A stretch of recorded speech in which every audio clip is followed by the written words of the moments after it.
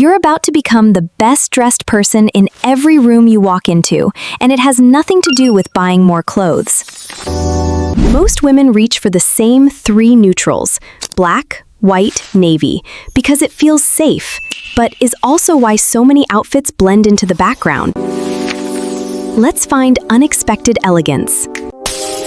Today, slate gray with burnt saffron, olive drab with deep lavender, backed by real color theory, not just trends. Fair warning, the second one is honestly my personal favorite, and the very last one is one of the most underrated pairings I've ever tried. It's so good. Here's a little secret though. One of these 7 is going to explain the entire theory behind this video before I ever say the word contrast. You just won't clock it until the very end. Let's get right into it, starting with the pairing that sounds like it shouldn't work at all. You're probably already picturing this one going wrong. Some kind of craft project disaster. I did too, the first time I heard it. You'd be wrong. Olive drab is rugged, almost military, all utility. Lavender is the opposite, soft, romantic, delicate. That contrast doesn't clash. It completely changes the energy of the outfit. One brings structure, the other softens it. Picture olive cargo pants with a soft lavender knit. Or flip the weight. An olive blazer over a lavender slip dress. It's the kind of outfit people remember hours later, and nothing like what's already in your closet. People usually blame the colors when this one goes wrong. It's actually texture. I learned this the hard way at a dinner once. Everything I had on was flat and matte, and I spent the whole night feeling off, without being able to say why. Turns out it wasn't the outfit, it was the fabric. Matte olive trousers with a lavender silk top, a structured olive jacket over a slouchy lavender sweater. Suddenly, it doesn't look accidental, it looks styled. Simple rule. When a combo feels off, check texture before you blame the hue. Remember the favorite I mentioned right at the start? This one breaks a rule. Almost nobody realizes they're following it. Serious colors and soft, delicate colors don't belong together. Delicate ones aren't supposed to share a room. This is it, and I meant it. When the pink is soft, dusty rose, ballet pink, not neon, not bubblegum. Burgundy and pink is romantic without ever tipping into too much. Burgundy brings this deep, wine-rich weight that reads mature and grounded in a way plain red never quite manages. Soft pink keeps it from feeling heavy. It's what turns the whole outfit warm instead of severe. My go-to, burgundy on top, coat or blazer over something soft pink underneath. Simple, and that gets me stopped by actual strangers more than anything else I own. From something this soft, let's go somewhere completely different. Cool, powerful, editorial. Cerulean doesn't try to be interesting. It's just clean, precise. Oxblood is deep and rich. Somewhere everyone else defaults to navy or black. Quick one. Picture this combo split evenly, half and half. Now picture it with oxblood dominating and cerulean showing up in just one piece. Never split a bold combo 50-50. It stops looking like an outfit and starts looking like costume. This is the 60-40 rule. Think of your outfit as 100%. 60 is your foundation. Coat, trousers, dress. 40 is your accent. A top, a bag. Oxblood coat, that's your 60. Cerulean blouse and bag, that's your 40. One color leads, the other supports. Okay, ready for something a little weird? 2 outfits. Same knitwear, same trousers, same shoes. I didn't change a single piece of clothing between them. The only thing that's different is the color. Look at that again. Same exact outfit. One version disappears into a room, the other one is the reason someone remembers you were there. That's not the clothes.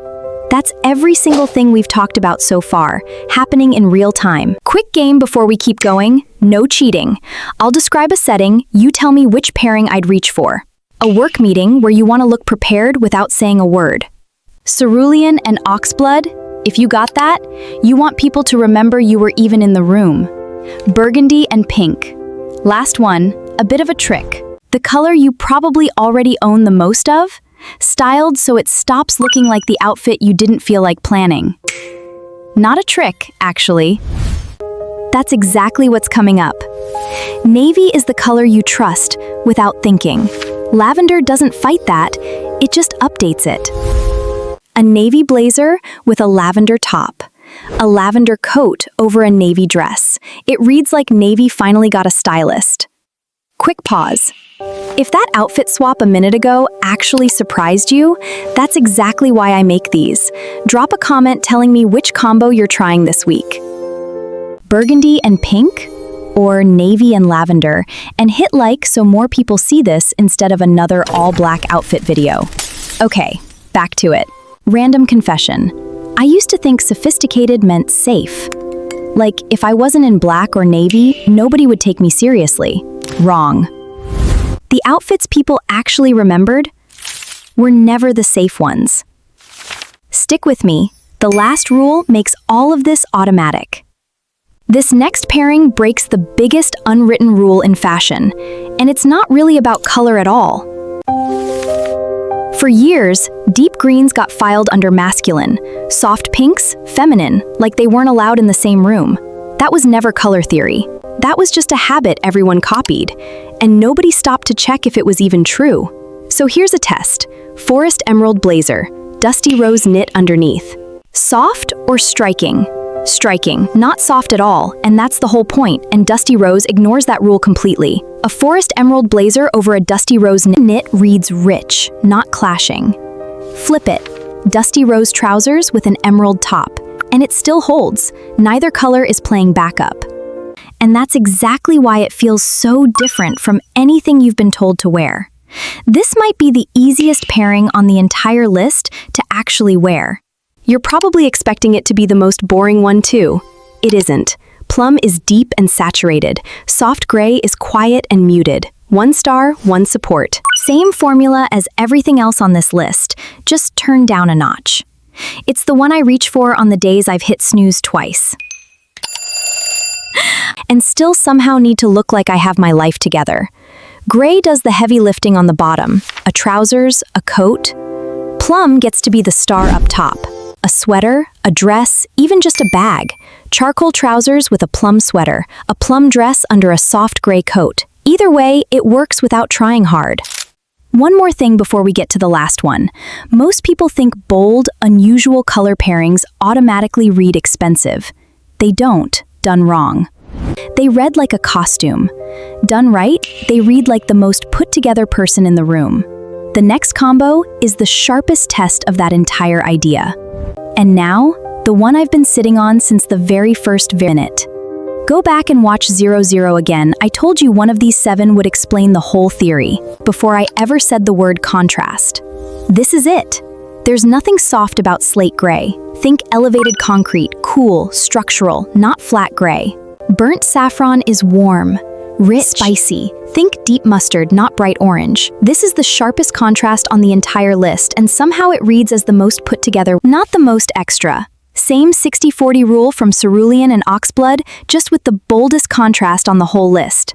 Slate gray your coat, your trousers. Burnt saffron shows up at 40 bare. Keep that saffron piece textured, a knit, not glossy, or it tips into costume territory. Get the texture right. This is the showstopper finale for a reason. I wasn't sure anyone would believe this one when I started making this video. I still do. So that's all 7, but here's what's worth more than any single pairing. Your brain notices a cool, structured color next to a warm, saturated one before it even knows why. That's not styling opinion. That's just how contrast registers, and you felt it a few minutes ago when I swapped that outfit's colors and nothing else. 2 rules. Pair a muted, grounded tone with a confident, contrasting one. Never too loud colors, never too quiet ones. 2. Never 50-50. Pick your 60, pick your 40. That's the actual formula. Once you see both, you don't need to memorize 7 exact colors. You can build your own for the rest of your life. Here's your homework. Small on purpose. This week, do a 30-second color audit of your closet. Notice how much is still living in that black, white, navy loop. Then pick one of these 7 and wear it. One intentional pairing is enough to notice the difference. Screenshot this or save it now so you've got all 7 combos next time you're staring at your closet with no idea what to wear. Drop a comment telling me which combo you're trying this week. And whether burgundy and pink or the slate gray and burnt saf pairing ended up being your favorite too. And if you're already wondering what I'd put in a part 2, good, because there is one coming. Black and brown, red and pink, the combinations you've been told your whole life not to mix that actually aren't a mistake at all. Subscribe so you don't miss it. Click on your left to master old money style, or click on your right to unlock 5 styling secrets used by fashion icons. And yeah, I'll see you there.